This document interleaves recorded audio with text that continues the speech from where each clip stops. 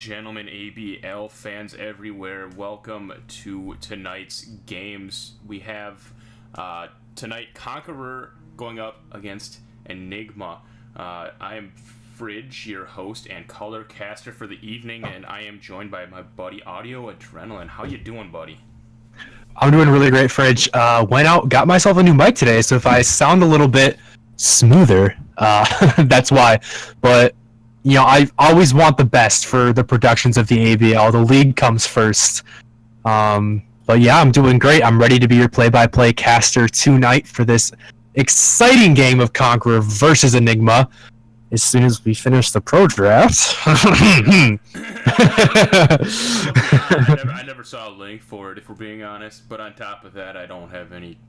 Yeah, we're getting like. I don't have anything set up to stream that, anyways. I need to get some overlays from. I think Mighty Ryan has some overlays for it, but regardless. Yeah, it's his problem. It's taking it. Day by day, hour by hour, minute by minute. I don't know. We only stream 2 days out of the week. We have 5 days of off time. No further questions. I don't think of these things in my off time. You mean your life isn't dominated by the ABL? You don't spend every waking moment and every sleeping moment as well thinking of the ABL? I would die for my life to be dominated by the ABL, but unfortunately my life is dominated by work, and they have their way with me on the daily. All right, and that's words from Fridge talking about how he's not committed to the ABL. You heard it here first. Bloodlust's ears. What did I do? To be honest, some days I don't even know who I'm casting until I get into the lobby. So that's what I'm trying to. Dude, I don't fucking. I just pulled the chat up. What happened in the chat? Something's fucky. Wait, what happened in the chat? I don't even have the chat up. Saying something's fucky, but they just said my ears. Someone said my ears. Look at chat, please. I just fucking got it up. Sorry. What's going on? Talk to me. Hello, test. I think it might be me. Maybe? I don't know. I mean, it's loud. Our voices are. Why? I think it's me. I'm gonna turn my mic down a little bit. I think I'm too loud. Wouldn't it be okay? Audio's loud. Okay. Oh yeah. Oh my god, my mic is way too loud. I'm sorry about that, chat. I can turn you down a little bit too, otherwise. Dun dun dun. That was me last week, 2 weeks ago? If we're being why don't... Did you turn me down in Discord? Because mine's almost all the way down. I can turn you down a wee bit here. Someone give me the thumbs up or something like that. I'm gonna go ahead and I'm gonna blame my jungler for this one.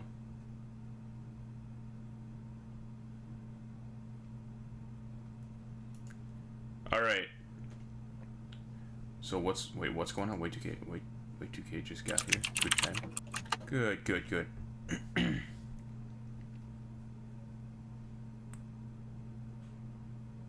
That's what I do, Swift. I thought that same exact thing, dude. I got you, baby.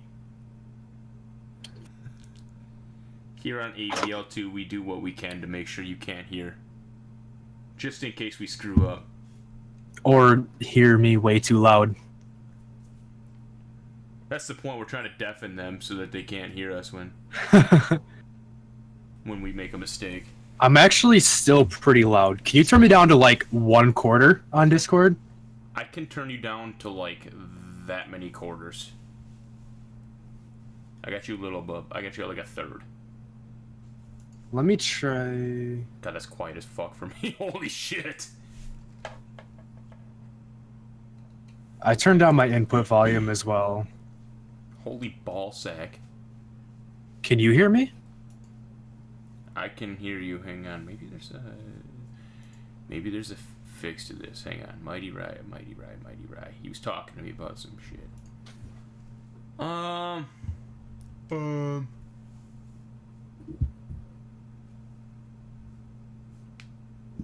don't know what he had this at, to be honest. Alright. Sounds fine over here. Swift Oblivion gave us the okay. All right, we'll leave that at that. Sure, we'll say the R. This is going to be a really interesting rapid fire draft here we got going on because I never saw any. Yeah, so for those of you tuning in, maybe not know how we do it over here, the two teams have actually used a program called Pro Draft. So they have pre-done the drafts before the client just so that they could work around, people not having certain champions, allows for a more fair draft. So a lot of things are be coming in very quickly because they've already done the pick ban phase. So we're going to talk about it as much as we can. And as we can see, first ban's coming in. We have Swain and Zyra taking away for Conqueror as Enigma bans away the Brand and the Graves.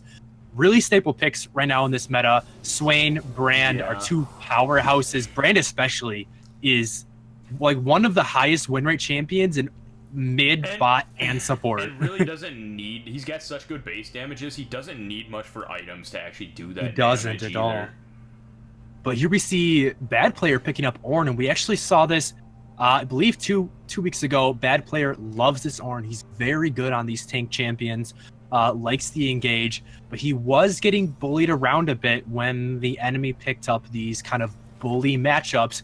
It looks like Cole is going to go for the Malphite instead, so just kind of tank v tank up there in the top. Yeah, and Ornn should be okay into that. Ornn has slipped a little bit on the popularity list as of lately, but still a really good teamfight champion when you can get to the late game. So definitely still a worthwhile pick if you can play it. Meanwhile, Gragas and Zoe also picked up for Enigma here. Gragas really just kind of came back up out of nowhere again. Gained quite a bit of popularity over the course of the past few weeks. I know we saw it in the LCS and at Rift Rivals. Just a week or two ago, starting to really start popping up a lot. So yeah, he got a lot of really great buffs to his W. Really helped him out, helped his jungle clear, and helped his skirmishing. So we also see the Zoe and the Ahri locked in for these two mid laners. So both mid lane picks coming through there, and the rest of the bans are going to go through for Conquerors. The Camille and the Xin Zhao taken off the table, as well as the Malzahar and the Wukong for Enigma. And now it looks like we are going to have standard bot lanes as well. That's a little bit surprising. We have the Ezreal and the Morgana, as well as the Lucian and the Braum. It's not often we see AD carries down in the bottom lane anymore. I mean, you'll see them, but it's not nearly as often as it was.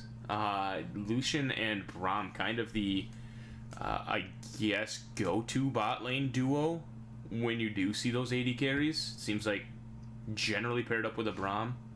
And Lucian just nice for proccing that passive, getting that delayed stun off, and ironically enough, Morgana really quite solid against that, just able to wait until that last stack is about to tick and then just throw the black shield on and walk away. Yeah, and I am getting word from MN Buckeye here in the chat, a little bit of insight into the pick order. So the Morgana was actually a first pick for Conqueror, followed by the Lucian Braum for Enigma, and then the Ezreal Kindred for Conqueror again. So that was a little bit of a insight into, how these teams are prioritizing their champions. And it seems like they actually really wanted these kind of standard bot lanes. They were picked up right away in the draft, as soon as they possibly can. Bardo, especially really good on this Morgana. We saw him, I believe 2 weeks ago as well on the Morgana. He did phenomenal.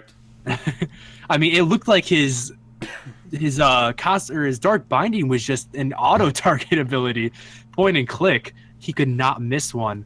But yeah, he's been on point on that champion as well. So that's definitely a good pickup for him. They're going to need it against this Lucian Braum lane. A lot of the early power from this lane can come from the stacks of the concussive blows, and Morgana can help prevent that. But both teams here picking up some similar drafts. We're going to have to see who's able to execute more. Yeah, and I actually like, out of the jungle here, I love that Gragas is coming back up again. Such a great early game playmaker, early game ganker, can put a lot of pressures on lanes and burn early flashes, make return ganks to try and pick up kills. Just with that body slam, I mean, level 2 to 3, you'll probably see way 2k gank. Generally, top side if he starts on bottom side. He'll kind of just make his way through the jungle, pretty standard path, and then just like straight to top lane, try and burn a top lane flash. He is going against Ornn up here, so Ornn relatively beefy, but if you're going to shut him down, shutting him down early is the easiest way to do it, because if you wait too long, he's going to get impossible to kill. Yeah, there's definitely going to be a bit of a pressure here on Way2K wanting to roam around the map and get leads for his team. If you look at the Enigma team composition, they definitely have a good amount of snowballing on their side. If you can get that Lucian or that Zoe ahead, it's going to make it much easier to go against Conqueror's a little bit more scaling focused composition. They do still have some early power, you know, some good pick potential with the charms and bindings all landing. But bad player is going to want to get tanky. Virginico is going to want to try to get as many stacks on him as he can. And even Clock is going to need 1 or 2 items before he becomes really effective. So I'm going to be looking at the junglers in particular and how they can impact the map in favor of their team. Yeah, and I think, like I said, in the early game, we're going to see more out of Way2K on that. Kindred, Yeah. As a champion, really kind of tries to get those early stacks on whatever camp they spawn on, and then level 6 can make a little bit of a better impact with that ultimate available. But that being said, I'm kind of interested to see what Enigma does with this comp. They have a Malphite where essentially you want to kind of keep the enemies clustered up for that ult, and then Gragas to kind of just separate them, which kind of they do opposite things basically. So a little interested to see how they play that in a team fight. Well, I do like the fact that Enigma is really focusing this Kindred pick. So you are right. Way2K and Cold on their champions, you know, the ultimates kind of counteract each other. But if you think of it in terms of going against Virginico's Kindred, you have that Lamb's Respite on top of the entire team. You now have 2 options. You can either wait for the Lamb's Respite to time out, and then as soon as it does, Colds can just layer the ultimate right on top of the Malphite ultimate, and they're all caught in it. Or if you just want to get them off of the Lamb's Respite, maybe want to get a certain pick, you have the Gragas ultimate to knock them away from that circle so they don't have an invulnerability anymore. So you kind of have 2 options there to kind of counter that Kindred ultimate, even if they kind of work in opposite ways. It just allows a lot of versatility. Yeah, and Gragas would be great for that out of a Kindred ult, like just knocking someone out that's low. Would probably be the Kindred in most cases if they're using it. And let me turn my volume up a little bit. I keep my league volume so low when I normally play, like I always forget that. Yeah, I do as well. I like to listen to music while I play, so I typically have the music a little low. But we are on to Summoner's Rift here. I see Fridge has already got the scoreboard up. He's learning. I don't know what you're talking about. I never once. Never happened. Well, erase the tapes. Being fair, for whatever reason, when I'm casting, these load screens go faster. They go faster. I did see you load it in the game before I did. So there is that. But across the board, we see some pretty standard itemization.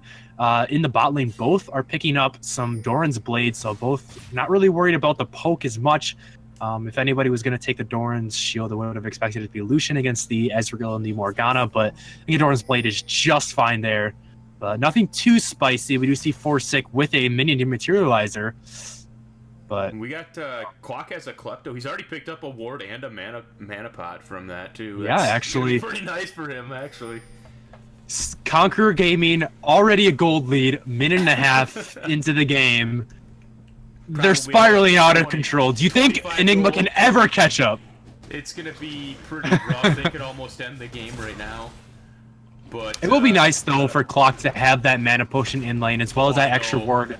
You can see he's already put it down in the river, so he will be able to see if Way2K is going to go for this scuttle after his blue. So really good ability to kind of track the jungler there really early.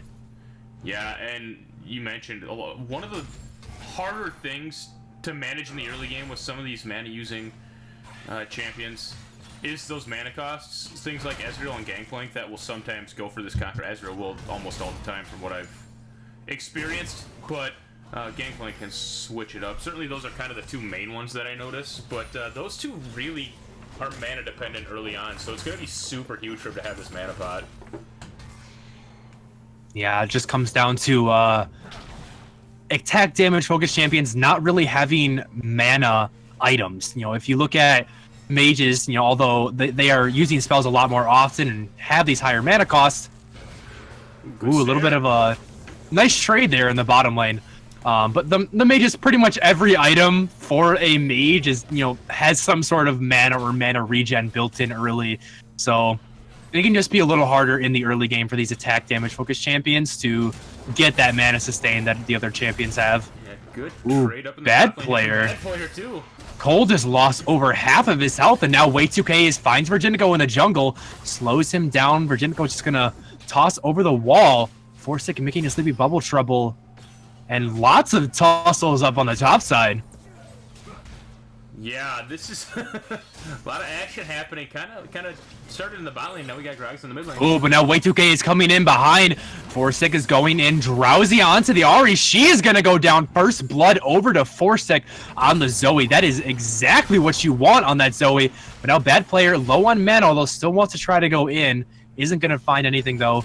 He's super healthy. Colt can't trade anything back, but first blood over to Enigma. Yeah, and that was exactly what I was talking about with this Gragas pick. An early level 3 gank there did actually catch out Virginico trying to invade his jungle. Did quite a bit of damage there, just went straight to mid lane after that. Kind of thought maybe it was going to happen top lane, but did time that body slam very, very well, just to be sure that Choros wasn't going to be able to get away with that with a flash. Ooh, but now Way2K wants to come down here into the bot lane. A nice Dark Bonnie is going to stop him for now, but it might just delay the inevitable. Bardo uses the flash, and the Black Shield will get himself to safety. A nice escape by him, but that's a summoner burned. Yeah, so Way2K cleared that scuttle and then went to bot after mid lane, so he's trying to make his presence known on this map right now. And so far doing a great job of it. Cold Sting. Ooh, good. Ooh, but now he gets charmed up here in the river. Does land the ignite from Chorus, and now a couple more auto attacks will get him. He flashes out, and Stu comes in to save his jungler. Looks like Way2K will walk away from this one. Bardo lands a nice Dark Binding, though, onto the Lucian. He has to pop the heal to get out. Now Koros might be trapped. He gets popped down. So many blinking health bars, though, on the side of Enigma. Here comes Forsic on the Zoe. Gets hit with a Dark Binding. Should save him. No! He gets clocked for the double kill. Picking up the flash. Forsic just cleaning up the fight there. And this could be Dragon. We actually have an extra smite here on this Zoe, so Forsic's going to be able to use that. Managed to pick that up in the middle of that fight, so... I don't think anybody is even around to try to contest this from Conqueror Gaming. Although Enigma is low, they should get this Dragon relatively free. Doesn't look like anybody will contest. Stu is solo! Here comes Kipo to try to help take it out, and Kindred pops over the wall.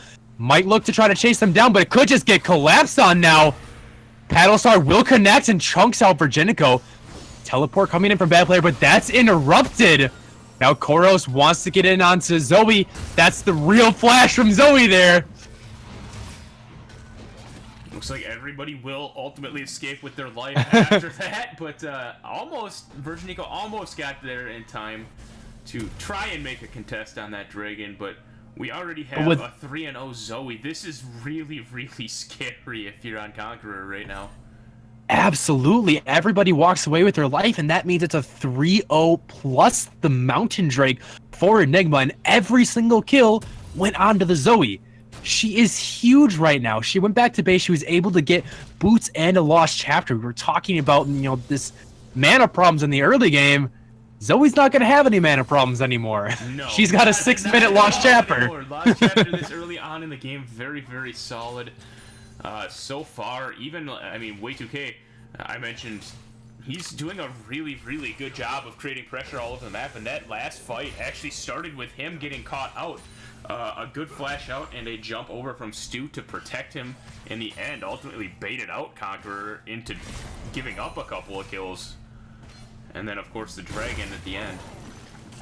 Top laners are hitting level 6 now, so with the teleport up here on Cold and no teleport on bad player available, look for Cold to maybe use that somewhere like the bot lane to maybe try and make something happen down there. Ooh, but now Virginico might get caught out by Cold. He has the ultimate, he has to be careful.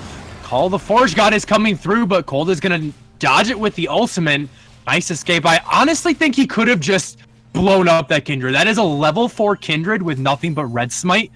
I think if Cold had just used the ultimate there, he could have blown it up, but didn't want to fight the 1v2, decides to get out, make the safe play. That was exactly my thought as well, actually. I thought he was going to be able to pick up that 1v2 kill onto Virginico's Kindred. About half health, very squishy as is. A little surprised to see he didn't try that, but like you said, making the safe play, didn't want to risk anything there. Does recognize that bad player's Ornn here is out-damaging him a little bit. Yeah, Virginico now trying to defend his own Krugs. Looks like he did get, I think, all of the Krugs. I don't think Way2K was able to take any back there, but now Kipo is getting hit by a Dark Binding, but he chunked Clock out. Nice use of the Culling to get a lot of damage down. Yeah, good. That level 6 came first here for the Enigma bot lane, so still waiting on Clock and Bardo to hit level 6. Good use of their level advantage there. Kipo went aggressive. Did get hit by the Binding you mentioned, but that Culling did so much damage.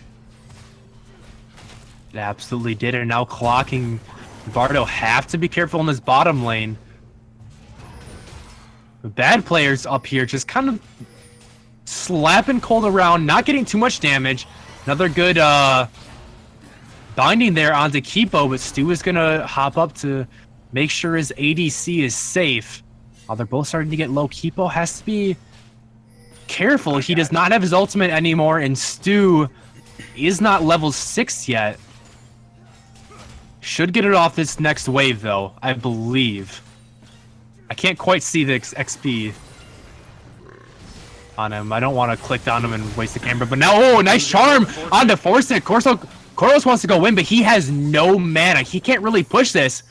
Now Forsyth dangerously low, but will hit the Sleepy Bubble Trouble onto Koros to deter any more aggression.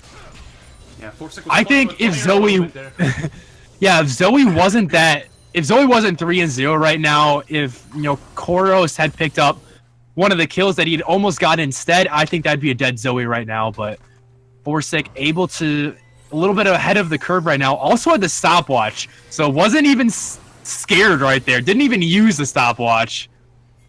Yeah, and ultimately a successful blue buff steal and handed off over to Forsyth. Way2K just gonna get out, say hi to his mid laner, and go back down onto the bottom side. Damage there. You notice though, Forsyth landing that Paddle Star, he does have the blue buff, and Koros is out of mana almost completely. So Forsyth is free to just constantly spam these Paddle Stars. He's really been chunking Koros down, and he can't do anything about it. Yeah, out of mana, out of health, and actually, I don't know if you saw there, Way2K jumped in there, dropped an ultimate onto Koros. I don't know that we fully decide. You decided it's Koros, but did force the flash out of him there, ultimately. Yeah, I didn't even see that. Nice play, though. But now Way2K might get caught over the wall. Virginico getting hit by the Sleepy Bubble Trouble. The Black Shield will come through, but was already tagged up with the Drowsy, and so still goes to sleep. But Way2K just going to body slam to safety. Did have to burn the flash, though, so that is one flash down. But Virginico also flashed in for the play, so it's just a trade of summoners. And now bad player, Call the Forge God coming through, will tag Cold up, but he's low on mana. I don't know if he can finish the kill. Cold has the ultimate if anything gets too dicey. I don't expect him to go down here. Bad player stuns him up. He is going to flash, though. Might not have mana for the ultimate. But that's a nice flash force there from bad player. Yeah, and right as you were saying, I don't think he's going to have enough. Does manage to get him extremely low and almost kill him. Now, and we've hardly even touched on it. Excuse me. I'm dying here. Oh, but Stu here jumping in onto Bardo. Does hit the concussive blows. 2 stacks on it. And Kipo's going to jump in and try to get the tag, but the Black Shield is going to block the stun. A little bit of a mistiming on there. Kipo loses about half of his life in return from Clock. But no summoners burnt. And no deaths here in the bottom lane. Oh, nice. Oh, a Sleepy Bubble Trouble landing down here. Forsyth gets tagged up with the Dark Binding, but he's going to be okay. The culling comes out from Kipo. Isn't going to find anyone. Clock was able to Arcane Shift it to the safety of his turret. Forsyth, nice Bubble Trouble there. but isn't able to find the kill. Another nice binding by Bardo, able to keep him off, and now Way2K is going to come in, uses the body slam, chunks Bardo out. Teleport coming in from Bad Player now, a nice ultimate from Ezreal to clear the wave.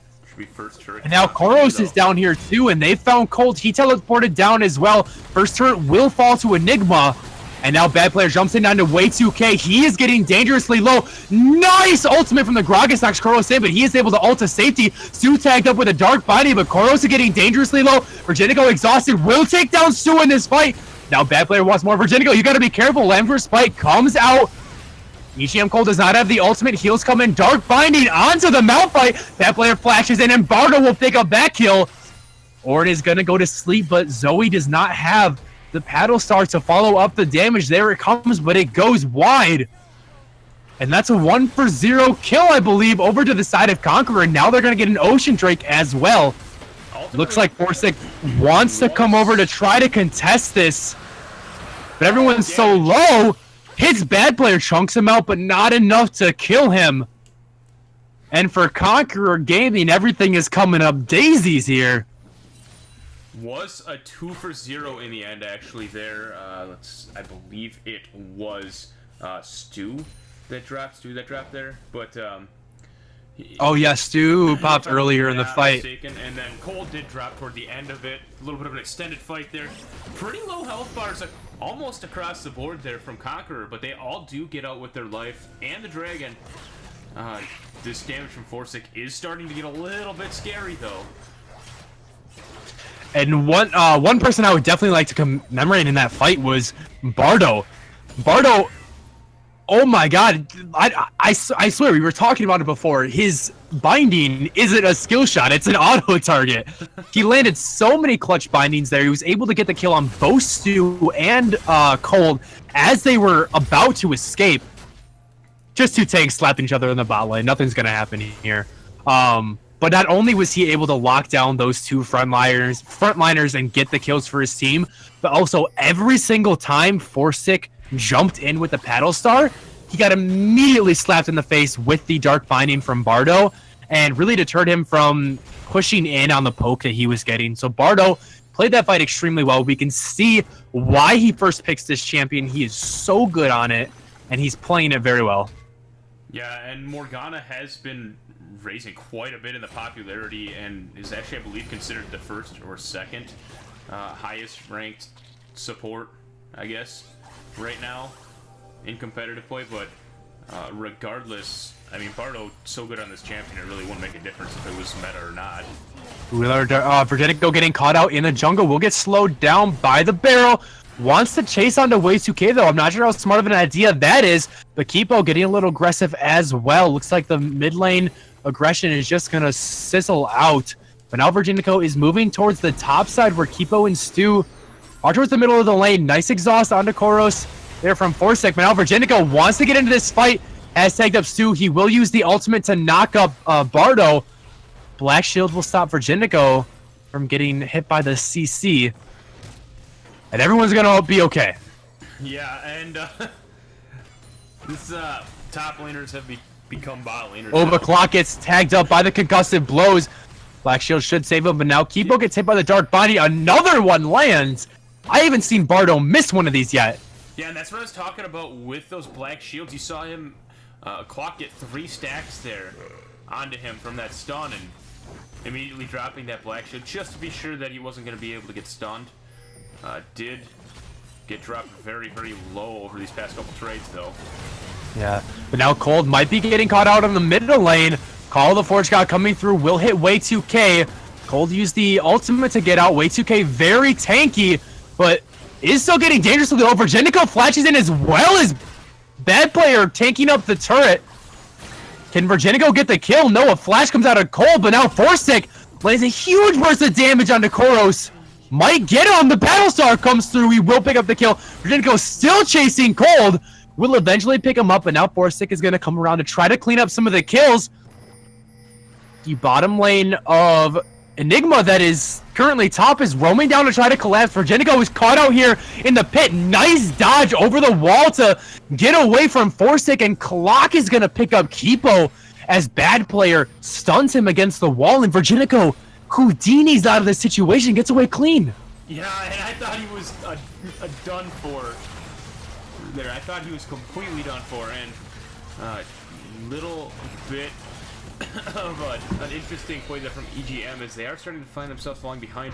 That Rift Herald just now being taken here from Conqueror, so we'll see where they choose to use that. All that being said, Force is still quite strong on this Zoe pick here, picking up another kill there onto Koros at the backside of that trade.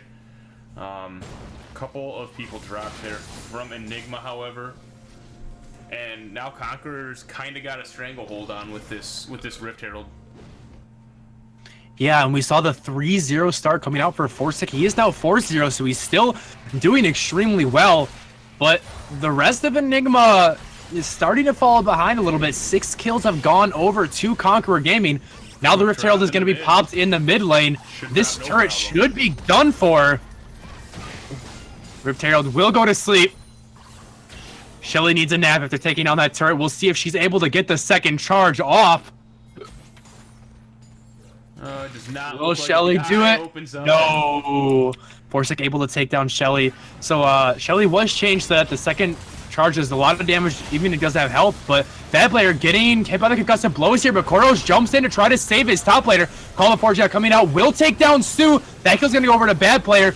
But now here comes Zoe. Forsic 4-0. Nice dark binding that lands on the key while the ignite comes through. He's gonna die. Cold is channeling the teleport though. I don't know if he can do anything. The rest of Conqueror is already backed off, and that's a 2-for-0 trade for Conqueror. They get even more kills. Yeah, 2-for-0 for Conqueror. Doesn't look like they'll take much off the backside of it, but that was a pretty big win for them, considering it actually looked like Stu and Kipo had a pretty solid catch there. Just got turned around on them, and both of them. Virginico wanting to chase onto Forsic. Bardo finally misses a binding. Drowsy comes through onto Kinder, but she still will go to sleep. The Black Shield is on her. A teleport being channeled from Bad Player. They're going to want to look for a play here. Looks like they just want to try to pressure this Infernal Drake. Bardo up here clearing out vision. The Drake has been started. They're dancing around it. Way2K is here. Virginico doesn't have Smite, though. They've got to take out Way2K first. The ultimate comes out. Cold getting caught out in the back lane, though. Has to use the ultimate to get out. Stu is going to save his jungler. Oh, Way2K almost taken down by the Ezreal ultimate. But thanks to getting chunked out, Way2K is not able to secure that dragon, so that's an Infernal. Second Elemental Drake going over to the side of Conqueror. Yeah, and immediately when that fight started, the two main tanks here from Enigma got basically chunked out. We actually saw Cold use the Unstoppable Force to actually get out of the fight as opposed to engage it. And Way2K dropping his ultimate basically for disengage as well, as he got dropped extremely low. Yeah, I've been a little unimpressed with the frontliners here from Enigma. You know, they have a lot of these engage tools, the Unstoppable Force, the Body Slam Flash from the Gragas, the ultimate from the Braum, but I really haven't seen any of them used in an aggressive manner this game. They've all been using their cooldowns very reactively, and I think that's definitely a mistake. And I don't think it's necessarily a discredit at the players, at like Cold or Way2K themselves. Like, they've actually been playing the champions, like, decently. Like, I mean, Cold is gonna, Malphite's gonna lose to Ornn in lane. It's as simple as that. Ooh, but now Bad Player fighting a 1v3 in the top lane. Gets stunned under turret. Virginico is here to help him out. Call the Forge God coming through. He is gonna get blocked by the Braum ultimate. Or Braum's shield. He is going to have to flash out. The Lancer's Bite coming in to save Virginico. Charm up onto Cold. He might go down. He will.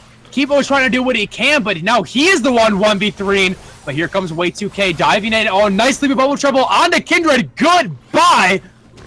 Zoe picks up another kill. 5-0 now.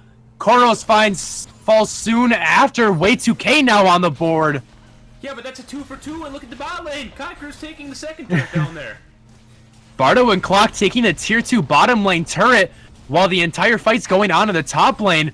Enigma might be able to trade back for a tier 1 in the top lane.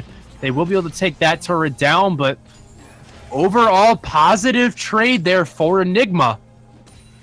Positive trade for them in the fight.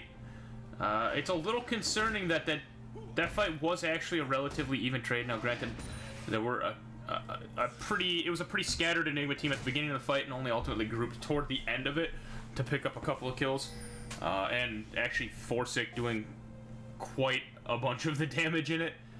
But it was a 2-for-2 fight in a 3v5 at the end of the day, and Quack and Bardo were in the bot lane the whole time, so it is a little bit concerning. Yeah, definitely Conqueror coming out ahead on that one. Sorry, I misspoke. Getting the tier 2 for the tier 1. Little bit of a better trade for them. They are about 3,000 gold up, 22 minutes in, 10 kills to 6. They also have 2 elemental drakes to their name. It's the Enigma's 1, and now Clock back up here in the top and with Bad Player pressuring this tier 1 top lane terror. Doesn't look like Enigma is going to be able to defend this one at all. And that's a lot of damage. Ooh, Call of the Forge God coming out is going to be blocked up by the Unbreakable, but now Stu might be in trouble. Nice Gragas ultimate to disengage Bad Player and keep his bottom laners safe. And now Forsic roaming around the jungle looking for some picks, but some pings are coming out from Conqueror onto the mid lane. Cold was in the bottom side pushing, almost has the teleport, but is deciding to back off instead to join his teammates. Goodbye, nice Dark Binding landing onto Gragas, and now he's going to get dangerously low. The Ignite is on him, and Carlos is going to take him down with the Ignite. Now Forsic hopping in, trying to get some damage down. Isn't going to find anybody quite yet. Two coming in. Looks like Conqueror is just going to back off. And it doesn't really seem like Enigma's getting the fights that they're looking for here.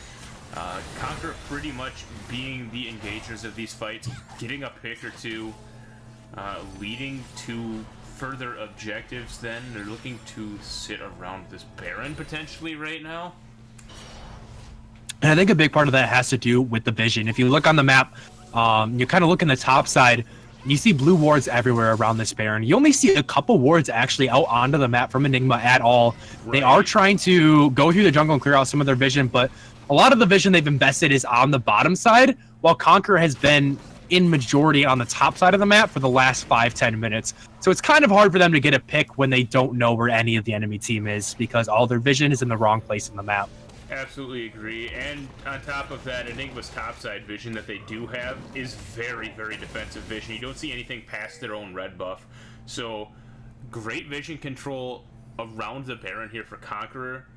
Enigma needs to try to push out of their base to get a little bit better vision control over on that side of the map when they get the chance here, because that could be easily baited out by Conqueror.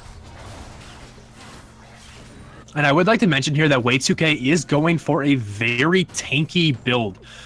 We see the Cinder Hulk coming out, as well as the Randuin's Omen. A little surprising to me, seeing as there really is a lack of crit damage on the side of Conqueror. And, that's kind of what Randuin's Omen is known for, is being able to reduce those crit multipliers. Forsic going in, not finding much, but Way2K is going to be very lacking in damage, and that's kind of one of the other reasons that Gragas came back into popularity, was he got a lot of really nice AP buffs. The buffs on the AP ratios. Yeah. But perhaps just Enigma here wanting to take this dragon, but Virginico getting hit by the Sleepy Bubble Trouble, and Enigma is all clumped up. I don't know if they're gonna do this. God, getting so many. Virginico dropping the Lancer Spite, but blinking health bars everywhere.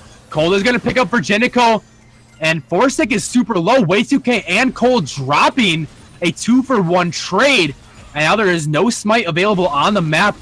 Enigma is too low. They have to give up this dragon. Yeah, great fight there for Conqueror, and it was really Enigma got clumped up, and Conqueror just womboed them. Great Call of the Forge God there, knocks up 3 members of Enigma, and after that ultimate ended there from Virginico's Kindred, they basically just wiped all the members from Enigma that were inside of it, and Virginico did pay for it with his life, but I believe that was a 3-for-1 plus the dragon in favor of Conqueror, so definitely a good fight for them. Yeah, definitely coming out ahead on that. And but Infernal on top of it. Yeah, that is going to feel really good for this team, especially the Kindred.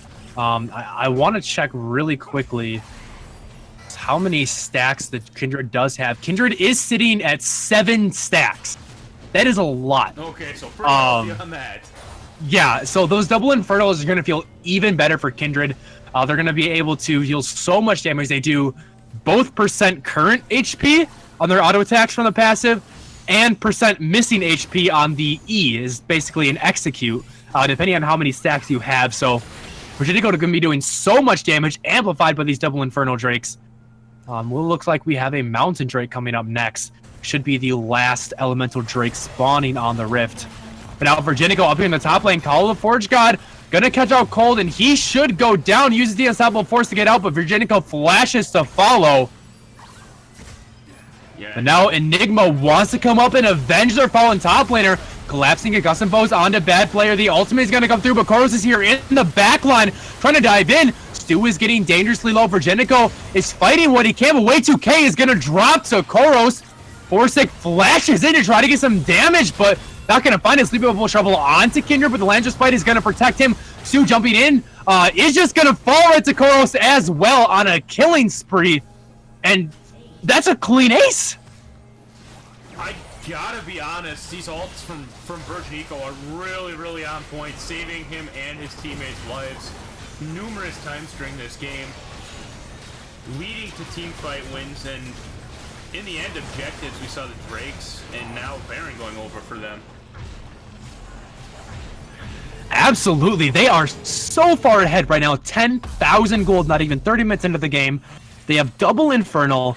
They have the Ocean Drake. They're up 18 kills to 7. Yeah, and with this Baron, really, they can get away with a slow push here with this Baron. If they wanted to. They don't have to, though, even, really. They absolutely can. There is really no wave clear to speak of on the side of Enigma. I mean, you have... The Gragas is built full tank, so he's not going to offer any wave clear. Uh-oh, looks like Bardo disconnected from the game. There we go. The pause will come through. Hopefully we're able to get him back into the game quickly. But it gives us a minute to kind of talk about the state of the game. Obviously, Conqueror Gaming finding fight after fight falling in their favor, while Enigma just aren't able to get the engages that they're looking for. Why do you think that is, Fridge? Well, I think Enigma's had trouble pulling the trigger because it seems like Conqueror's largely on the back of Bardo's Dark Bindings, basically getting a pick early on in the fight or bursting down a tank really early on. We saw that last fight started with Virginico walking into that tri-bush on the red side of the map and basically catching out Cold there. Call the Forge God followed up just to be sure that he CC'd down Cold for long enough for Virginico to basically finish him off. And that was how that fight pretty much just started, with a 4v5 already for Enigma. Enigma tried to salvage it, but ultimately gave up more at the end of that fight, including the Baron. I think that's a pretty good example of what's been happening in most of these fights. You're getting members of Enigma taken very, very low or taken completely out of fights pretty much from the start, and they're essentially fighting these 4v5s. Definitely very good play from Bardo here. We've seen him just land so many bindings, and I think the Black Shield is a big part of it as well. So you have a lot of engage coming from Enigma, but hard to engage when none of your CC can land through a Black Shield. Right, and that's another thing too. That's another nice little thing that Morgana can bring to the table for your team, is just being able to negate CC is really, really strong right now, especially against a team like this, like you said. Yeah, but looking at the kind of top side of the map for Enigma, Cold 1-5-2 on this Malphite, Way2K 1-5-4 on this Gragas.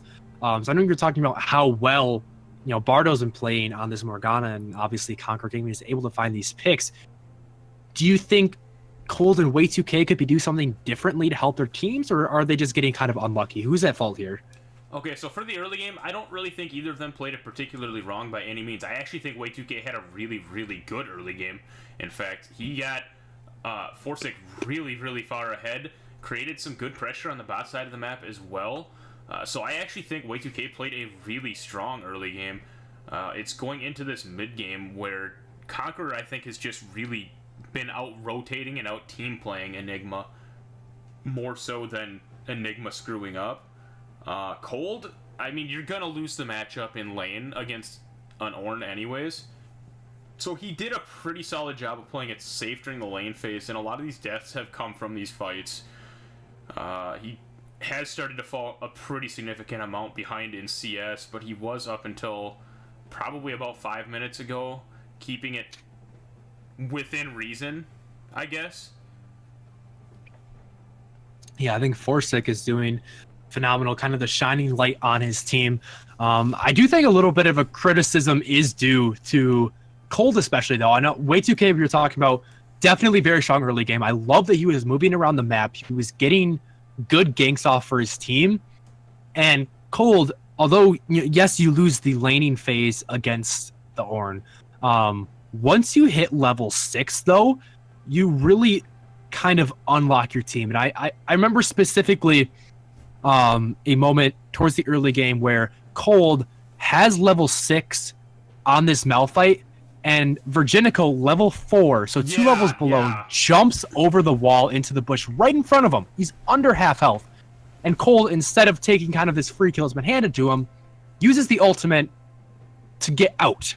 And I think that's kind of been the story here for Cold the entire game. I haven't seen him use his ultimate one time aggressively. Every single time, it's he sees an enemy, uses the unstoppable force away. And I think you're really just giving up a huge part of the composition, because if you can get, a sleepy bubble trouble onto somebody, if you, like, I've seen a couple times Forsic has landed the sleepy bubble trouble, and even if the black shield goes on top of it, they're still going to sleep as long as the sleepy bubble trouble hits first. Right. But if you can get the sleepy bubble onto somebody, Cold flashes in with the ultimate, Way2K is able to body slam in, Stu has the knock-up on top of that, Kipo can dash in. There's so much long range engage that Enigma has, but I just feel like they aren't using it at all. They're being purely disengaging with it. Yeah, I completely agree. Cold has been very, very defensive with that unstoppable force this game.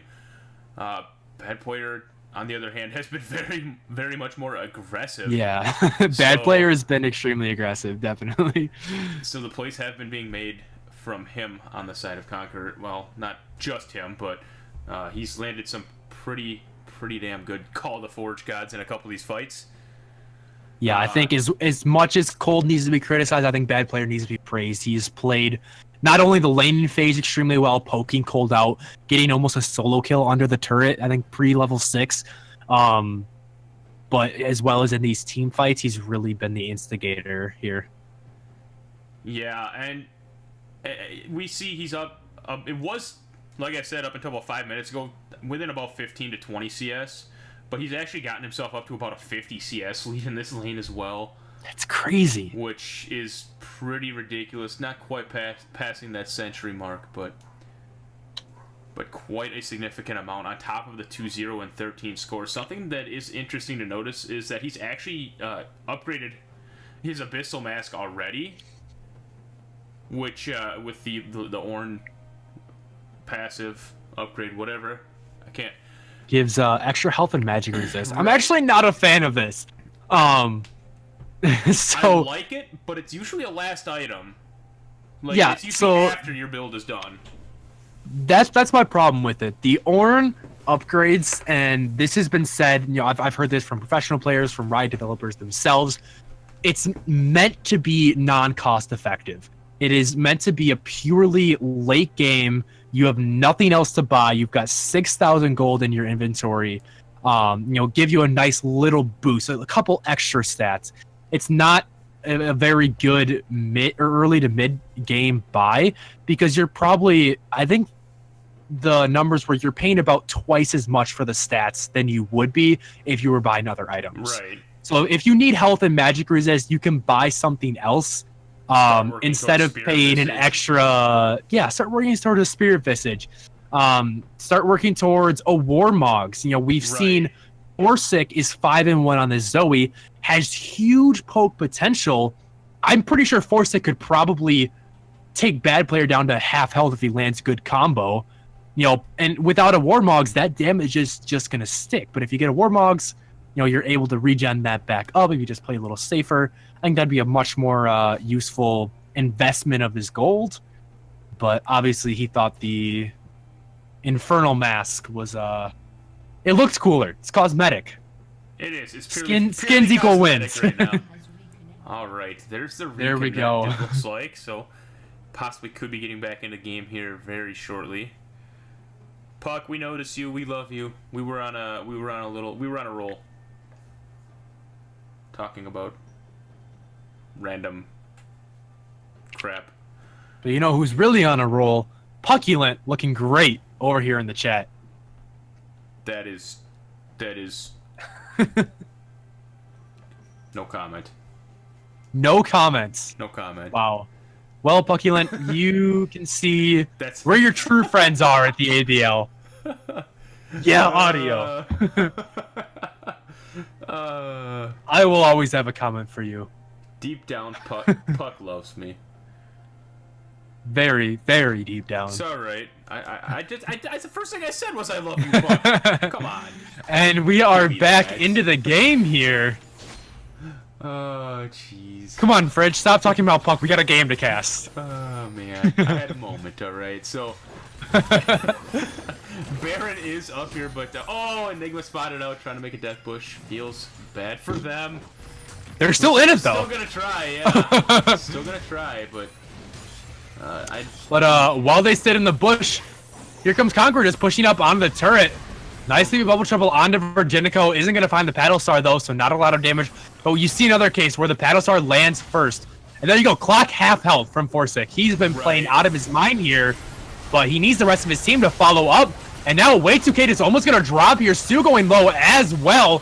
Fair enough, Mini's going to be hard. Here goes Cold with the aggressive ultimate. He heard me talking about it. They're able to take out Virginico, but he gets stunned up. He is going to fall. Lucian walking up, does stun up Bad Player. But that's a tanky Ornn right there. Nice binding onto Lucian. Kipo's going to go down. Charm onto Way2K as well. All the skill shots are falling for them today. And Bardo hits another great binding, and Carlos flashes in to get the kill. Double kill onto Forsic there. And that's a 4-for-1 trade.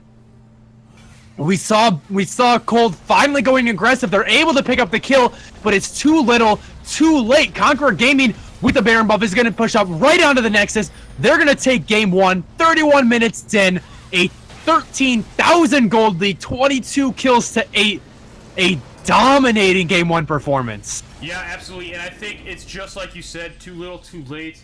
They finally pulled the trigger, picked the fight that they wanted, and honestly, it started out all right for them, but they were just too far behind at this point in the game to really salvage it, it looked like. So, I mean, did what they had to do, I think. I think they had to try to make something happen. Just could not quite make what needed to happen in that fight there.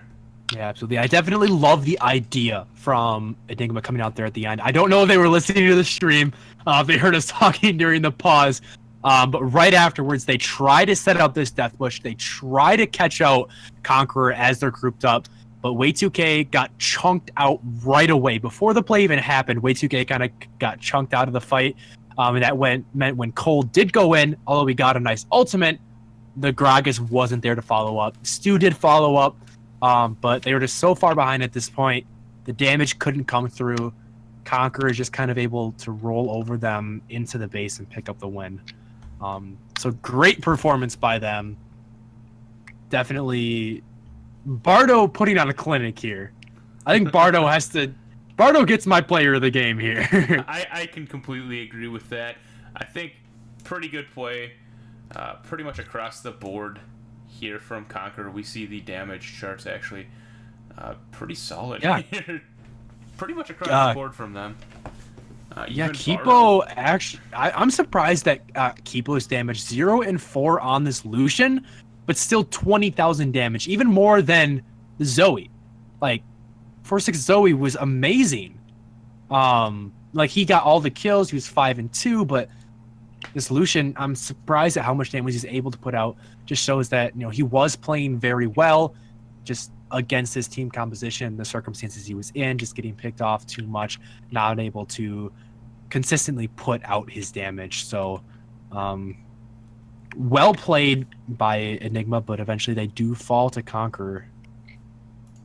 Yeah, and we actually saw a couple of those fights. Kipo did get quite a lot of damage down, and almost I remember the one I remember best was him and Stu in the top side of the map near the Baron and River there, picking out, I believe it was Virginico and Bad Player, burning them both down extremely low, but then help showed up, and I think that kind of boiled down to just lack of vision. Didn't see the help on its way, and Kipo and Stu both dropped, but they put out a lot of damage onto Bad Player and Virginico in that trade. Yes, they absolutely did. Able to pick up the first game.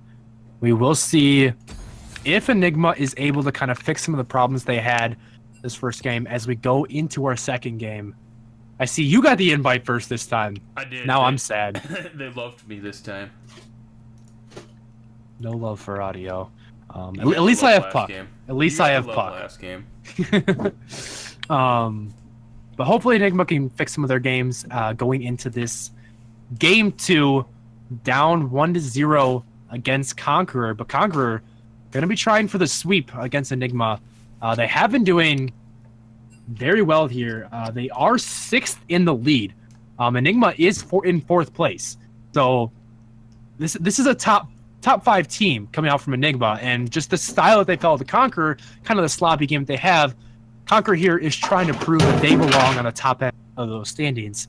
And they're going to be looking to do it with a 2-0 sweep coming into this next game. Yeah, and from what I think it was last week I casted Conqueror as well. I think I've casted Conqueror's past like 2 or 3 games, and they've played quite well. I know 2 weeks you casted it with me.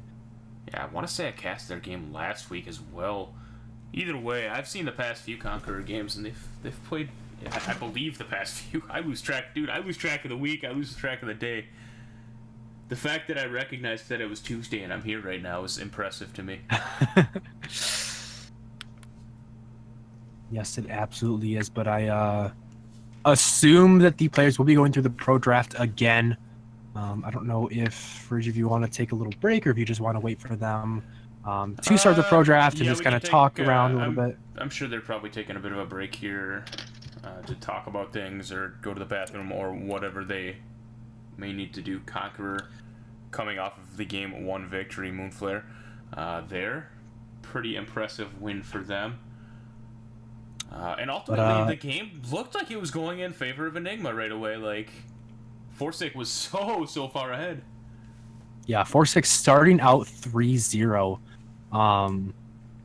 But Conquer Enigma not really pushy. I feel like they didn't really push their objectives that much. You know, Forsyth, I think Forsyth did great in this game. Obviously there was a couple times where he missed some skill shots that might have gotten some more kills. But overall, I think Enigma just as a team didn't push the advantages they had. They had a lead, but they weren't proactive with it. They were playing completely reactive. They gave Conqueror time to scale. We talked about in the draft how Virginico wanted to get stacks on his Kindred, and we looked, and 20 minutes into the game, Kindred has 10 stacks, and then surprise, he starts popping off. Right. So I think Enigma just needed to play a little more proactive in the early to mid game, and they would have been able to push the advantage they had over Conqueror, but that didn't happen. Conqueror now 1-0 in the series. The teams are in the pro draft. Yeah, and actually, you mentioned the stacks from Kindred, but I think actually the alts were that he was using in those fights were really, really good. Yeah. Pretty on point. Pretty much every fight, honestly. Just that last fight, really, where he just got bursted down before he could use it. But otherwise, they were pretty on point throughout the game. In that last fight, we could see what the composition of Conqueror was trying to do, because we talked about how they could kind of counter the Kindred ultimate. You had Virginico's ultimate that could knock people out. You had bad players ultimate that could Colden. I'm sorry. Okay. Yeah, Colden way. Yeah, other way. So you had the Gragas and the Malphite that could layer their ultimates on top of Kindred's to kind of negate her ult, but it never happened. Virginica was able to get these ultimates off, completely interrupted. But towards the end there, as they kind of started to figure out, like, hey, we can stop this ultimate, they looked good at the start of that fight, but that time it was too late. So yeah, and it'll be a little interesting to see what they choose to do to potentially counter it. Do they pick it away? Do they ban it? It certainly was a pretty strong pick here for Virginico. A little bit of a rougher early game in comparison to Y2K's Gragas, but I would like to see them ban away Bardo's Morgana. That was on point. I think pick or ban is probably a must. Actually, wait. No, they haven't started the pro draft yet. Bardo is not playing, it looks like, in Game 2. Eclipse is in. I just now looked at that. I did not even see that, so... I just looked at that, and I was like, wait a minute, something seems wrong here. Maybe Morgana's not a must-ban here. He did disconnect in the last game, so I'm assuming he's having some sort of connectivity issues. So it looks like Conqueror will sub in Eclipse. Unfortunate, Bardo won't be able to continue. He played exceptional in Game 1, but maybe this is Enigma's way back in. Very possible. Eclipse, I don't know that I've seen Eclipse a whole lot, but will be coming in, we mentioned, to replace Bardo at the support role. Let's see if I can figure out what this guy plays. How about that? That seems like he is Diamond 4. Looks like he plays a lot of Thresh. Okay. So 140 games on Thresh, 62% win rate. Looks like he's insane on this champion. Looks like he's got 3.7 KD. With over almost 150 games, that's incredible. Yeah, I wouldn't be surprised to see. But lots of Thresh. A little bit of Morgana. Yeah, lots of Thresh, lots of Brown, lots of Morgana. Has been playing quite a bit of Pyke and Shen lately. So a lot of these playmaking supports. Looks like Eclipse, similar to Bardo, wants to be this playmaker, wants to find these picks. So I think he would be completely comfortable on the Morgana. And it fits well into Conqueror's composition. It seems like, obviously, we'll be able to see in-game exactly how effective he is on whatever champion he decides to play. But, yeah, I think it could be definitely a good sub. Yeah, and I would like to actually see... It's been a while since I've seen... Well, no, not a while, but I saw some pretty good Thresh play last week from, I believe it was Dr. High.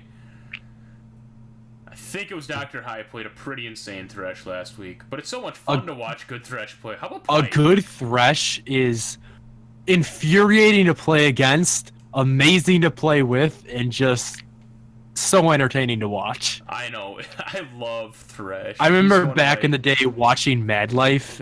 And oh man, definitely one of my favorite champions. Just both from a player and spectator standpoint. It's one of the only supports I like.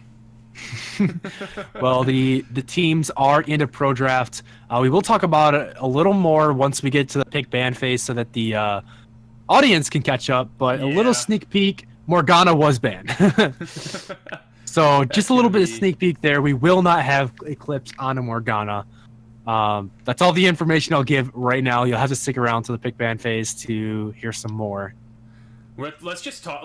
Let's just react to it without actually showing them what's happening. Whoa! Oh my god, dude! I can't believe this is gonna be the cool. You guys are in for it. This is gonna be so awesome. This champion has never been picked before in the ABL. Oh, just F with people a little bit. Virginico's playing Vayne in the jungle. Let's go. It's gonna be meta, dude. It's a thing. Vayne jungle, Virginico. They're actually all playing Vayne. We're playing all for one right now. I thought that was the standard game mode for this league. It is. Or is that just no? The standard is Earth. The standard is Earth. Oh my god, that would be amazing. Competitive Earth league, dude.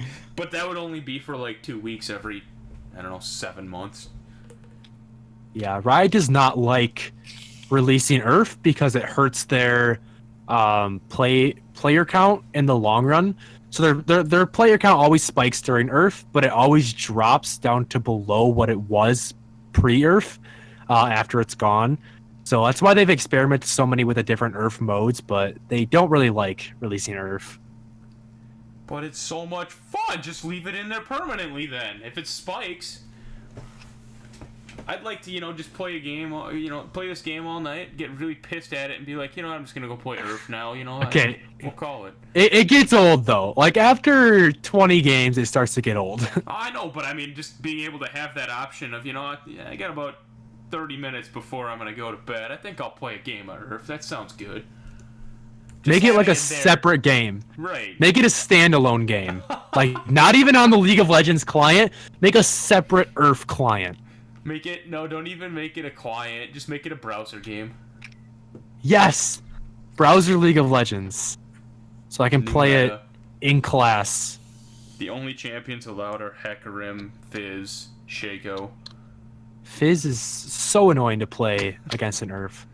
Oh, I think Fizz is the most OP Earth champion. Fizz right up there with Vigar. Dude, my favorite is Maokai, dude. They can't even... Dude, the CC is so stupid. They can't even move. Well, Morgana and Thresh can actually perma CC like at level 5. Right. Morgana's Dark Binding lasts actually longer than the cooldown, so... Well, this has been an episode of Earth Talk with Fridge and Audio Adrenaline. We are into the second half of the pick bans in the pro draft, so that will be coming to you soon. We do see some spicy picks, so stay tuned. It's going to be good. One thing, though, I haven't seen, maybe you've seen this in the ABL recently, Fridge, is Mage bottom lane. So that's kind of the meta that's been taking the league by storm. League of Legends in general, professional scene specifically, is things like the Brand, the Heimerdinger, the Fiddlesticks, these hard pushing bot lanes that can get a lot of kills early. But I see a lot of standard AD carries still in the ABL. I've seen mages a bit more so along the lines of like Vladimir, for example, just kind of showing up with relatively normal support. So nothing like the Heimer Fiddlesticks that we saw this past weekend in the LCS, I believe. Don't tell me, I'll think of it. It was Clutch Gaming, I believe, was the ones that played it.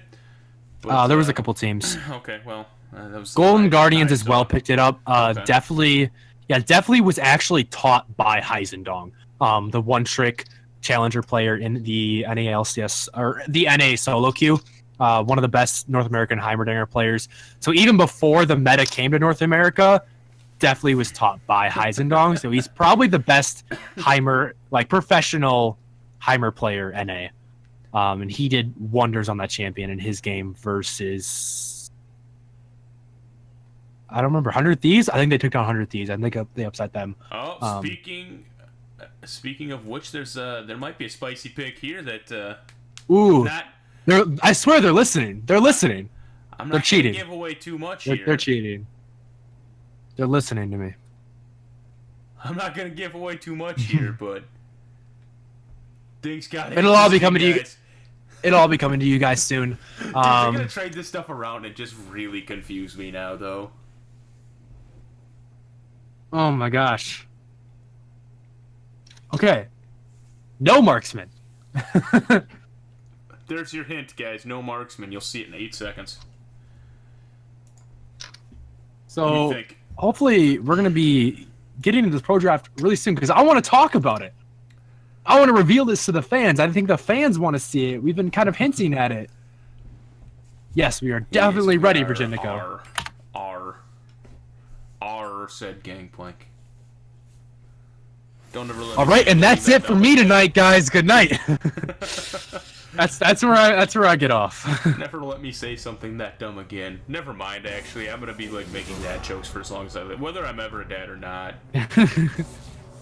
All right. So bans coming out here from both sides. It's gonna be Graves, Brand, and Morgana here from Enigma, as well as the Zyra, Swain, and Anivia coming out from Conqueror. A lot of mage bans, kind of similar bans that we saw last game. Not too much shaking up here in the initial ban phase. Kind of targeting these really strong picks. I like the Morgana ban from Enigma, even though Bardo isn't in the game. We talked about Eclipse, really good playmaking support. I like the pick away from him. Yeah, I completely agree. I think regardless, Eclipse, based on his matches, according to OPGG, anyways, has some pretty good proficiency on that Morgana pick as well, and they did struggle a little bit against it last game, so... meanwhile, we actually see Yorick and Trundle picked up early from Conqueror, covering the top and jungle, and... this is at... Yeah, I'm not 100% sure where this Trundle is going. They have a couple bruisers that are going to be coming out here from Conqueror Gaming. I do like the pickups there from Enigma, though. Mundo, one of the best top laners in the league right now. If you can't crush him early game, he's going to be unkillable. Way2K also on this Nocturne. We saw how well he was able to do in the early game last game. I like that he's on a more aggressive pick. Hopefully he can turn that into a bit more of a lead for his team. And also Forsic on this Malzahar. Zoe left up, interestingly enough, and he didn't want to pick it up. Yeah, and you mentioned the Nocturne here. Way2K had some pretty good presence early game on the Gragas. Probably not going to have quite that presence on this Nocturne pick, but certainly once he hits level 6 will be a pretty scary Phantom, I guess. Would that be what you... Is he a Phantom, kind of? He's a Shadow. Shadow Phantom? How about Shadow Phantom? Can he be both? I think he's just a Shadow. That's no fun. I have no clue what he is, to be honest. But, Kipo and Stu, picking up the Vladimir and the Rakan. So this is one of the, a duo that we've seen a couple times since this meta has come to fruition, is the Vladimir and the Rakan. The thought behind it is once you get your ultimates, it's really easy to all in. Rakan can go in with the quickness, set up a really easy Vladimir ultimate. I was trying to think of the name, couldn't quite remember it. But Hemoplague. Hemoplague, thank you. Superior caster right there, Fridge. But Clock and Eclipse on this Yasuo and the Gragas. So this is where I thought it could get a little muddy. I wasn't sure if the Oh, hold on. Gragas support. Okay, so it's happening. Yeah, I had op.gg pop up and a commercial turned on and blasted my eardrums. Thank God I'm not the one streaming. But yeah, Gragas support. I wasn't sure if it was going to be Gragas in the jungle and Trundle in support or the other way around. But it is going to be Eclipse on the Gragas. I'm going to be interested to see how he builds, if he goes for more of the tanky build that we saw Way2K try, or if he wants a little bit more engage. But you can see there's a lot of opportunities here for Clock to get his ultimate off. You have the pillar coming out from Trundle, the ultimate and body slam from Gragas, as well as a shockwave from Orianna. So I really like the composition that Conqueror Gaming has picked up. If Eclipse does go the more ability-powered build, though, they are going to be lacking kind of a true frontline, which is my only worry. But what do you think of the draft, Fridge? I'm really interested to see what Forsic does on the Malzahar pick. He's going from a champion with some pretty high damaging skill shots to a champion with an outplay button that can almost one-shot most people. So if he gets ahead, Malzahar can be really, really scary, like the Zoe pick, but maybe not something that he's going to have to exert as much effort on to kill a target. The big thing there is going to be he's a lot more vulnerable when using the Nethergrass. So will be at a pretty high risk to be killed himself. Absolutely will, and I'm gonna be keeping my eye on Clock this game. Him on the Yasuo. I haven't personally myself seen him on one of these bruiser champions, or a melee, a non-marksman. I'm not sure if he's played any of them in the ABL. I haven't seen it, so I'm definitely going to be keeping my eye on him and how he performs. But definitely with the wind wall honestly, I don't even see much that the wind wall can block. No, just I mean, cleavers.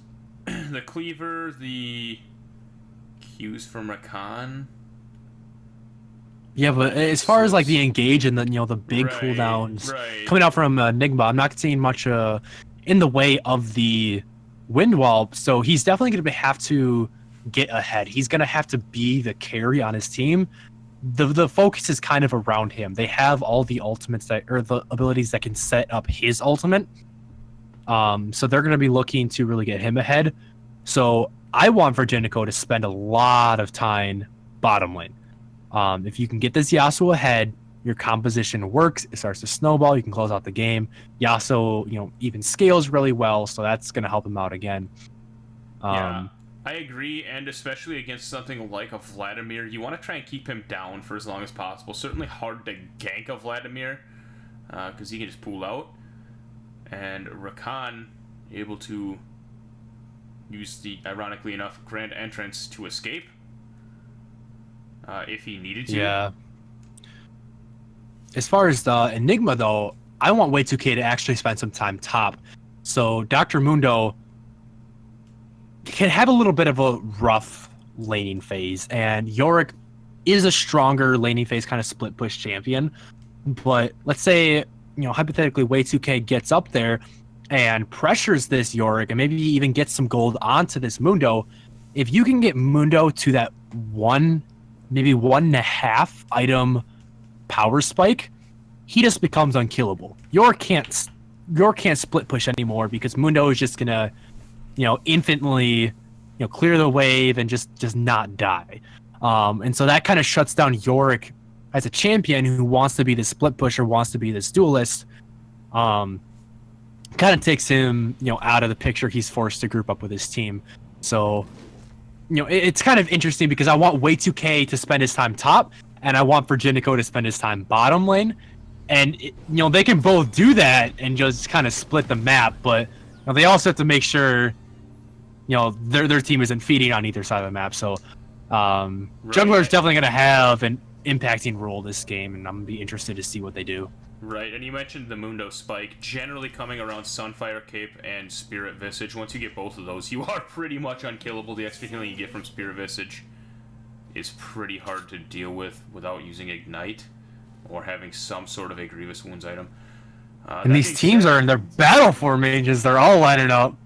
That being said, we are into Game 2 here. Conquer Gaming up 1-0 so far in the series. Pretty standard line of scrimmage start here for both teams. Just gonna kind of. They are like perfectly lined up. Look at Enigma. They're in a perfect line. Right. Like Conqueror's over here just kind of moving around a little bit. Enigma they're like statues. These are seasoned veterans. I bet they practice this. I bet they took a couple hours out of their day to practice lining up like this.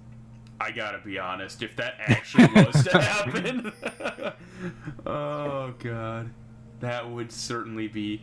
All right, guys, like that would be my team. Like something like, all right, we might lose this game, but we're gonna look damn good doing it. So I was so confused when I saw Eclipse going to the bottom lane because I was like, why isn't Gragas starting his blue buff? Right. But Eclipse on the Gragas is supporting. We do see the double Targon's Brace here from Clock and Eclipse, but we also see the Dark Seal coming out from Kipo on the Vladimir. That's interesting. Yeah, could potentially be looking to go for a Soul Stealer if he gets a lead, I guess. Also nice that it makes the potions last longer as well, so perhaps knowing that Vladimir doesn't necessarily have the best early game in the world, just opting in for a little bit more sustain. Of course, Vladimir already has a lot as is, but going a little bit overkill with it, perhaps. Yeah, absolutely. We see bad player, starting to actually lose the push. Mundo was actually getting that early push, but Eclipse getting level 2, gets the body slam and the W off. Nice little chunk of damage, but isn't going to find much on it. EGM is under their turret. So Now Way2K up here on the top side. He's going to get spotted out in some wards, so bad player knows he's there. Shouldn't get too aggressive. Virginico going to go for more of a full clear, though. Yeah, all Way2K has to do, though, really is clear until he hits that level 6. Use the paranoia to go in on pretty much whomever he pleases. Maybe he could put a little bit of pressure, like you mentioned, on the bad player up here to try and... 2 junglers here are about to meet over the Raptors, though. Way2K is getting collapsed on. Koros is here. Might flash him over the wall. No, he's just going to save it. That's first blood going over to Koros. That is not good. No, and an interesting invade there from Way2K. I don't know if he was going to try to steal the Raptors or if he was going to see if he could catch Virginico out somewhere. But now bad player trapping Cold into the W is getting him very low. Not going to be able to find the kill, though. And yes, definitely good collapse there. I think it really came down to the vision. Like, I think they spotted Way2K out, and he didn't know that he was spotted. Yeah, and the other thing about that flash there from Cold up in the top, and bad player started to do a lot of damage to him. Those little minions that York can throw out do a lot of damage early game. Now Eclipse here, body slamming in. We're kind of just going to dash out, but yeah, Cold taking a lot of damage. We talked about, the kind of the mismatch in these first couple levels between York and Mundo. You see Mundo already, almost 10 CS down. So, it's going to be rough for him in these first couple levels, but he's just got to try to power through it, farm up with his cleavers, and, see he's already back to full health, use the teleports to get back to lane, but now that's a Mundo with no summoner spells. Yeah, no summoner spells on him, but the bright side for him is he's level 4, he's just got to hit level 6, and he can sustain pretty nicely in the lane, and just kind of farm it out for a while. Nice body slam in out of Kipo. He does have the empowered Q, though, but Clock wants to keep going in, dashes out to dodge the grand entrance, and now getting a little aggressive, but he's falling low on health. Eclipse uses the W, gets the body slam onto Stu. Clock has his shield as he goes in for some poke. Pretty even trade there in the bottom lane. Both sides falling to about half health, but Kipo is going to be able to heal that back up, especially with his potions. Yeah, and that's exactly pretty much what I was saying in the early part of the game here. Vladimir not as strong early game, but that extra sustain he's gonna get from that Dark Seal should help him on top of what he's already got. Already full health again here. And so despite everything happening, it's pretty even in CS overall. Just that one kill over to Koros here. Pretty early on, and actually a pretty opposite start from what last game was. Oh, but nice shockwave onto Forsic, but he has the ultimate as well. Is gonna tie up Koros, but Koros might just get the kill. Forsic has to flash out, but here comes Sex. He's gonna fall though. Forsic, the Malphaic Visions is able to take down Koros, and that's Cold's trapped. Cold gets trapped here. Doesn't have the ultimate available quite yet, but neither does Bad Player. He's going to be fine, though. Mundo is pretty tanky, but nice kill. Koros getting too aggressive there, especially without having vision of Way2K.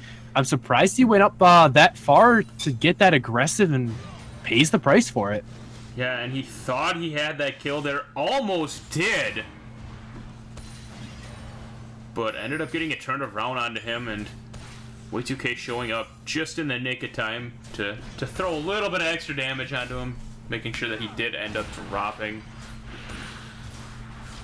Now Cold here is gonna be under pressure here in this top lane. Has a huge wave to pick up. Let's see how he's able to try to even some of that CS up. He's not too far behind, even with this huge wave.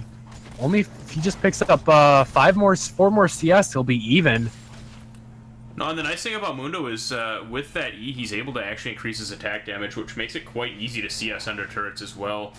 And it acts as an auto attack reset, so kind of a double win on that ability. But we do see Cold has a level 6 now, so he should be okay. Yeah, and in fact, actually does have a level advantage as of right now. Yeah, should be evened out relatively quickly here, but yeah, Way2K though, he has the ultimate, I would like to see him looking for a play within the next minute or two.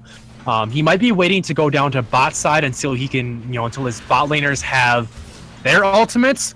But, with Nocturne, especially with the team that you have, you got to get these leads early.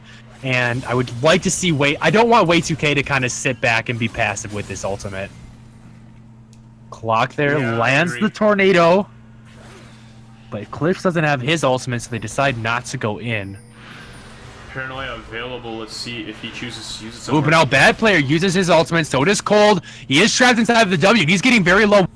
Might take him down, but he's healing up, and Bad Player is not going to be able to get him. And Cold lives by the skin of his teeth, but here goes Way2K with his ultimate. Forces Bad Player's flash out away from the Terrified. He is going to be okay. Now that Flash is down, traded for the ultimate from Way2K, but Flash is a much longer cooldown. And here we go. EGM might get caught out. Eclipse doesn't have his ultimate, though. He's got to be careful. Virginico is here to back him up. Nice pillar. Kipo has to flash out over that one. Good little roam down there from a Virginico. And now Koros coming down to join the party. Might just kind of stick around the river, though. Way2K is here, but doesn't have Paranoia yet. All right, so a lot of action there happening first top side, and then turn on the bot side as well. Now maybe something looking to happen here in the mid lane. These guys trying to trade a little bit, but you mentioned great pillar there from Virginico. Wastes, not really wastes, burns Kipo's flash, but did try to get away with just a pool. Do you remember when do you ever play when Vladimir couldn't use summoner spells while he was pooled? Yes, that was horrible. Oh man, that was awful. Oh, but nice grand entrance, catches one. Clock able to dash out of that one.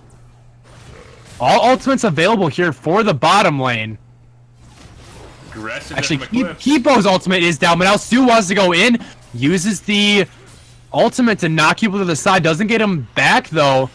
Bad Player channels the teleport, but cancels it. A little bit, aggressive by him. I don't think he saw Virginico coming in, but smart for him to cancel it once he did see the jungler there. But now that's going to be down for a little while. No longer has that advantage over Cold. He will get it up a little bit before him, but Cold's cooldown not that far behind. Eclipse set now, walking up, gets the body slam and the Q. The quickness comes out. Clock wants to go in, but Kipo is super low here in the river. Koros gets a lot of poke. The Shockwave is going to whip, but now Meltar is going to ult Koros. He uses the barrier. Cold wants to flash in to try to finish a kill. Not able to do it yet. Now he might get cut out. So many low health bars on the side of Enigma. Virginico flashes in, but he just gets taken out by Forsic. And now Gragas is going to fall. And Conqueror Gaming, this is disastrous for them. Koros has to flash away, but he's super low. He might get chased down. So close there by Nocturne. The Q just almost gets him. Rakan looks for the kill, but isn't able to find it. And just over-aggressiveness by Conqueror. Yeah, and they just lose everything. That was really back and forth there. It actually looked like Conqueror was turning that fight around with a couple of low health bars there from Enigma, but Enigma then turned it back around on Conqueror, picked up a few kills. You mentioned almost managed to pick up Koros there on the back side of that.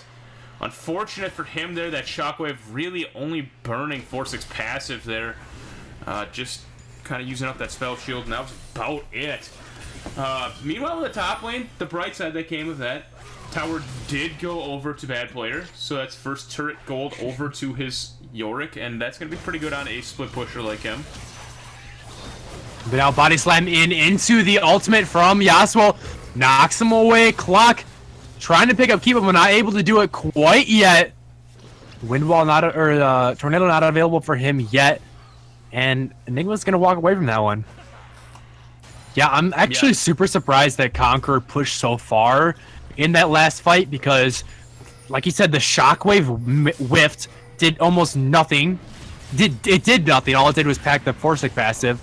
But now Bad Player, him and Virginico are going to try to take down Cold. He does pop the ultimate, but it's going to be too late. Cold is going to fall to Virginico. And now Kipo getting caught up a little bit. Way2K ulting onto Orianna. Nice Shockwave, but pulls him back in. Malzahar ultimate is going to keep him locked up until he dies. Yeah, Koros now 1-2. That might be a pretty good point for Way2K to start focusing is that mid lane. Every time that Paranoia is up, that was a relatively free kill there onto Koros. All it took was him stepping just a little too far outside of that turret's range, and Forsic was able to follow up with that lockdown relatively easily as well. Essentially giving Koros no chance to get out of there. Yeah, and Forsic, again, 4-0 on this Malzahar. Sound familiar? It does sound very familiar, but the difference here is he has... they're sitting in an R8, so they're actually ahead right now. Oh, nice body slam into the ultimate from Yasuo, but not really able to get much damage off. Stu goes in with a grand entrance, knocks up the Gragas, but nothing coming from it. Body slam onto Stu, though. He's in trouble, and Stu uses the quick as might escape. Oh, the ultimate from Gragas is going to take him down. Now Kipo is in trouble. Can he trade back and kill onto Eclipse? No, he can't. Eclipse picking up that double kill. Double kill there, and it actually looked like Eclipse was going to be on his back foot. Now bad player up here in the top. But now Cold is catches out Cold in the W. He's probably going to go down Forsic up here to try to help his top laner. The ultimate is pop from bad player, though. I don't know how much he wants to change this, but we got to fight down on the bottom lane as well. Eclipse slinking away once again, and the Forsic, the stopwatch, able to get the outplay and take out bad player.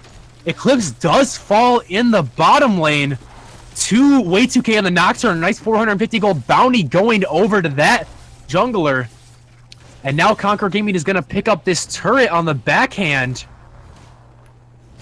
Yeah, but... There was so much going on, I don't know who came out there. So... I have no clue. I believe Color cast it. I believe it was... Alright, it was 2 members dropping here from Conqueror to the one over... God, that was all scattered all over the place. Well, Cold dropped. Bad player actually almost turned that into a double kill. Got Forsic extremely, extremely low. Burned the stopwatch, and I did see Eclipse basically start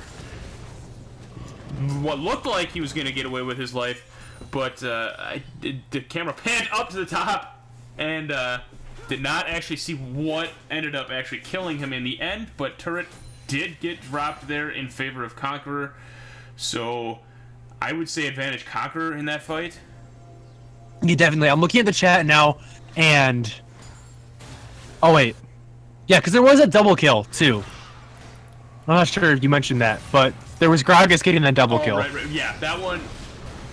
I guess, I didn't yeah, so include definitely that. advantage Conqueror. Yeah, I wasn't fully including that one in there. That happened, like... Either way, though, Enigma now, but... teleport coming in from Cole to try to secure... Kibo, sorry. Try to secure this Rift Herald. Eclipse knocking him back in the team. Great combo! Oh my god, the wombo combo! Taking out 3. Cold is picked up on the backhand. Way2K has to flash out. That was gorgeous! That explosive cast from Eclipse there was so on point.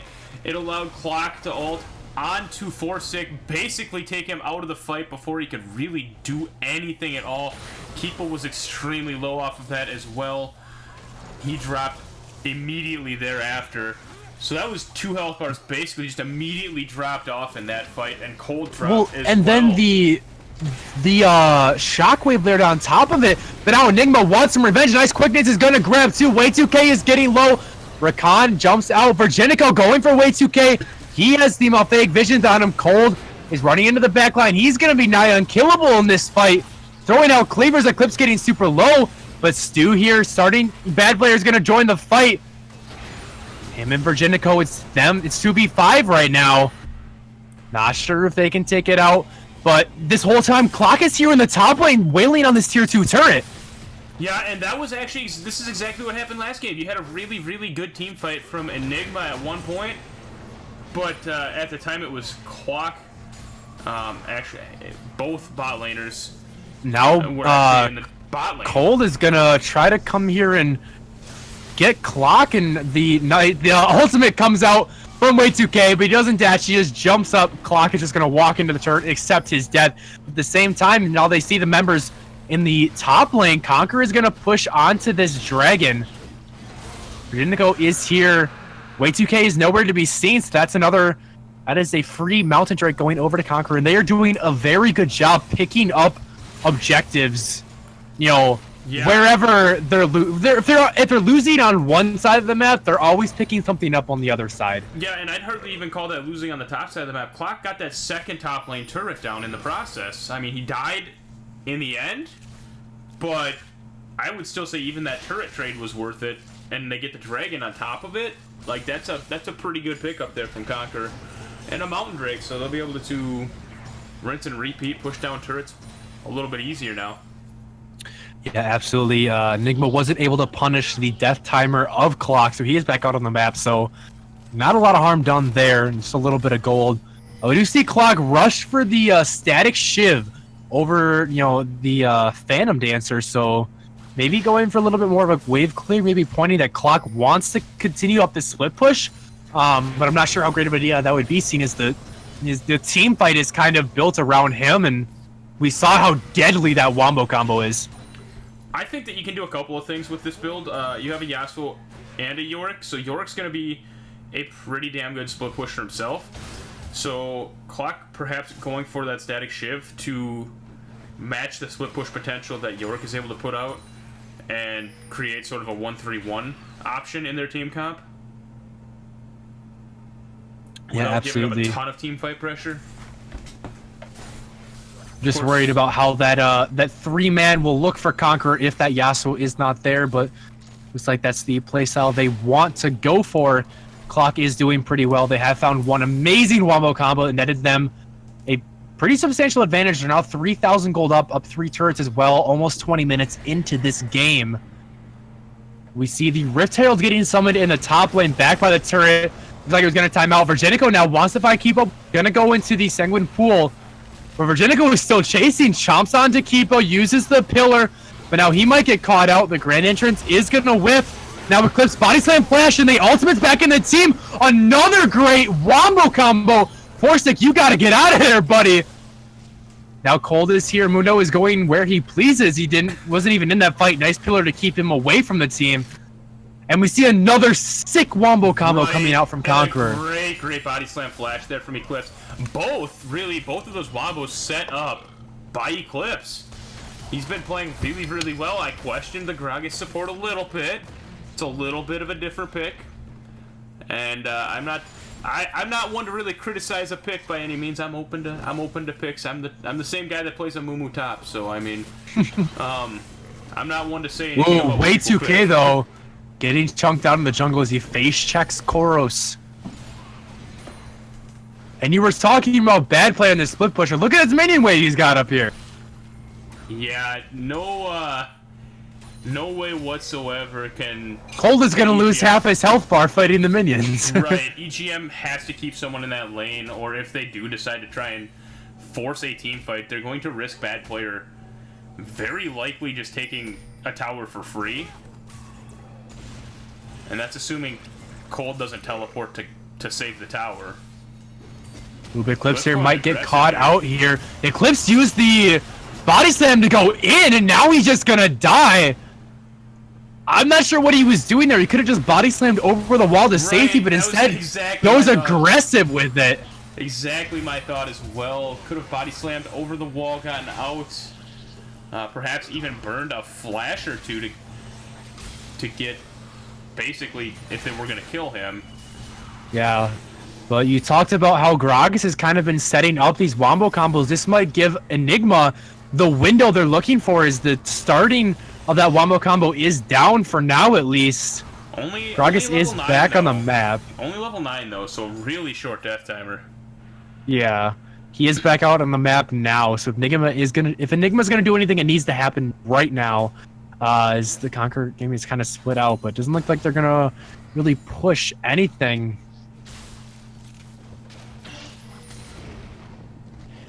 Yeah, and I think if you're Conqueror right now, I like what they have with this team comp. They really do have 2 options they can go with here. They're opting into this 1-3-1 type of comp, and Eclipse you see doing a pretty good job of pushing out that bot lane, and now he's able to roam up and join up with the team. Or, sorry, Eclipse Clock, my apologies. I think I said Eclipse. But, Clock now up in the mid lane, closer with his team. But forcing Cold down there, and at the very least may have Ooh, to but now way 2K found in the jungle, has to flash out, but Virginico has the pillar, uses the ultimate as well. He is going to get feared up. Way 2K is going to get out just fine. I think Eclipse might have saved him there with the cask. Push him around the pillar. Might have, but... I'm only thinking that he pushed him off the pillar, so Way 2K was no longer being slowed by that. Yeah, I think you might be right on that. Not the end of the world at the end of the day, but... Forsic... Not really caught out there. Spell Shield does stop that slow from coming through, but... Does burn. And now, Conqueror is on Baron. Yeah, and all that... Bad player just has to create pressure. Yeah, bad player just has to try not to give away his position, but Enigma is going to spot this out, and so Conqueror peels off. Cold here going in is going to get blocked off with the pillar, is ignited as well by Eclipse. Not able to take him down, though. Surprised they didn't try to engage on that after burning the Summoner's spell. Teleport comes through from Cold, or Forsic, sorry. He uses the teleport in. And now they're just kind of poking out. Koros is starting to do a lot of poke to this backline on this Orianna. 2 items completed for him. Yeah, ooh, missed the shockwave though. Ooh, that is a big cooldown that they have got to watch out for. Forsic flashes away though. Now Eclipse body slam flash in, but here comes the quickness into the backline. This could be bad for Conqueror Gaming. Way 2K is on a killing spree, takes down Eclipse, and now Cold is going super low. He is going to fall to Virginico, who is just so tanky after ulting the Mumo. Triple kill for Clock here, and he wants to go for 4 onto Kipo. Knocks him up, uses the ultimate, and that is a quadra kill for Clock. And a clean, almost clean ace, just dropping Eclipse here. And over 20 seconds left in the death timers. I don't think they can go for the game, but this is at least a guaranteed inhibitor and possibly a Baron for Conqueror. Yeah, absolutely great fight there from Conqueror, and you question... I recall you questioning at the beginning of the game, does Clock play any of these, like, bruisers in the bot lane? Like, apparently he does. He does. I'm going to go ahead and say he does. Because, oh my god, he's having a good game here. Inhib dropped there, and you mentioned at the beginning of the fight even, Enigma looked like they actually had a pretty solid fight set up. Conqueror pretty much burning that Orianna's shockwave right away in that fight, not hitting anyone with it at all. And it still didn't matter. You had another pretty good body slam flash from Eclipse there. The explosive cask was okay.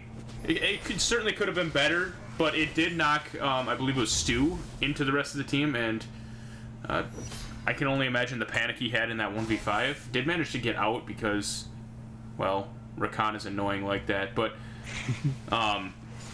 but pretty much just turning that with the CC that they have, and Virgin Eco, the Subjugate was available there. It was not when they initially caught out Cold, but with that Subjugate and his passive, was able to actually sustain through that at a very low health bar toward the end. But regardless, a 4-0 in favor of Conqueror here, and we could see them look towards Baron now. Yeah, they were dancing around Baron before that big fight. And now here, Eclipse is going to be found out in the jungle trying to take a ward, isn't going to get it. But that last fight just kind of felt a little bit disgruntled by Enigma there. They had the Orianna shockwave that was blown, and I think Stu had the right idea by engaging. He got a good quickness off, but I would have liked to see kind of the all-in. Ooh, Cold popping the ultimate there. That's big. But Enigma didn't really put all of their abilities in at once. They kind of staggered them. But now they're going to try to come stop this Baron that Conqueror is already burning down. Nice quickness is going to come in from Stu, but the rest of the team isn't following him up. Nice ultimate by Way 2K, but he's just going to drop. When he gets clocked, though, he gets clocked, and now he is dead. Stu is super low. Koros is low as well. Cold is on the backline trying to creep up, and Kipo, the main damage source now. Virginico flashes in on Stu, but he's not going to find him yet. He's going to go down. Eclipse comes in with a body slam to slay him. Kipo still chasing, though. Wants to try to take down Eclipse. Virginico with the pillar. Now Koros is going to get a double kill. Virginico, all he has to do now is get through Cold, and that'll be the clean ace. Can Cold pick up Koros on the way, though? He cannot. A triple kill for Clock. And bad players in the base the whole time. They just won a 4v5. And 7 seconds on Way 2K. He might be able to just get a Nexus turret. I don't know how far he can go. Can he actually take the game? Way 2K is up now. I think they just end the game here. Conqueror Gaming going for the clean 2-0 sweep. Yeah, bad player chunks out Way 2K. He's gonna go for the kill, pops the GA. Now Stu is alive, and the Nexus is starting to fall, and that's gonna be Conqueror with the clean sweep. Wow, and a great 4v5 team fight there. All the while, bad player in that bot lane. You see a lot of these score lines: 14 assists, 11 assists, 8 kills, 7 assists. Bad player not as involved in the team fights, but certainly making his presence known on the map by that split push pressure that he created the entire game. Absolutely, and once again, similar to the first game, I felt like Enigma had some of the tools available to win these fights, but just sort of hesitated at times to pull the triggers. A lot of the big ultimates didn't come through at the same time. Some of these fights, I saw a lot of great engages from Stu with the quickness, but it wouldn't be until, Stu was already in, chunked out, and out of the fight that I would see the paranoia coming through from Way 2K. Kipo was very hesitant to get into the backline on this Vladimir. Played the champion kind of like an ADC, kiting around the back when you need to be up in your enemy's face. But Conqueror Gaming were never afraid to pull the trigger. Their engages were so clean. They were so often, and they really just kind of wiped the floor with Enigma this series. Yeah, and a couple of times, actually, in each game, Forsic got pretty far ahead in both of the games.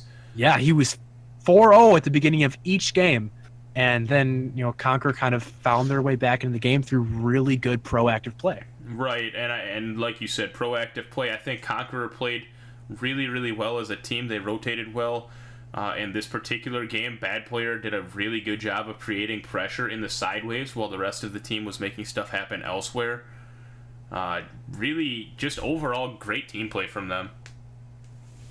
Yeah, and for this game, I would definitely have to give my player of the game over to Eclipse. I think the engages that he found, the lane phase a little rough. He missed a couple engages here and there that got poked out, but as soon as you get to that mid-game spike, he was able to set up so many wombo combos.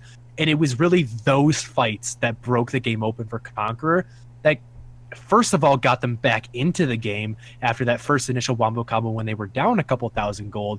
But then just continuing to find those engages catapulted them into the lead and made his entire team an unstoppable force to deal with. So even though he was 2-5, does have 13 assists, and definitely the supports on this team have been fantastic. I completely agree, and great engages with those body slam flash combos. The explosive casts were, for the most part, pretty on point, and just kind of set up Conqueror to win these fights. Absolutely did, but congratulations to Conqueror Gaming for the 2-0 sweep over Enigma, able to take down the 4th place team. Yeah, and that certainly has to boost the confidence a little bit of this Conqueror squad. It certainly looked like a top 4 team tonight, I will say that much. Could potentially look to move up the standings list here moving forward. And it just goes to show, how tightly competitive the ABL is. Even though you have a 4th place team going up against a 6th place team, that doesn't at all mean that, Enigma has some sort of innate advantage. Yes, they have been doing well and they are high in the standings, but the ABL is such a competitive, tightly packed league that any of these teams can easily match up against any other, and every single series is extremely close and entertaining to watch. Completely agree. We'll take a quick glance here at the damage. Okay, Malzahar.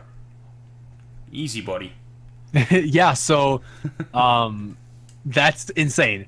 So Forsic did play out of his mind. We talked about how he got fed both games, first on the Zoe, then on the Malzahar, and he was able to almost single-handedly turn around a lot of these fights, but it just kind of felt like the teamwork as a whole was maybe a little mismatched. There were some communication issues maybe, but Forsick definitely amazing individual play, out-damaged everybody on Conqueror Gaming. Yeah, and when by a long shot. Yeah, when Conqueror realized that he was starting to become a pretty big issue, they seemed to focus him in a lot of these fights. Burnt down his spell shield with some simple abilities like the pillar out of Virgin Eco Strundle, and basically just wombo him after that, because obviously no CC gets across with that up, so but I think that is going to pretty much do it here for us on the ABL Series Channel 2. Thank you to everybody that came out to watch the games tonight to support us.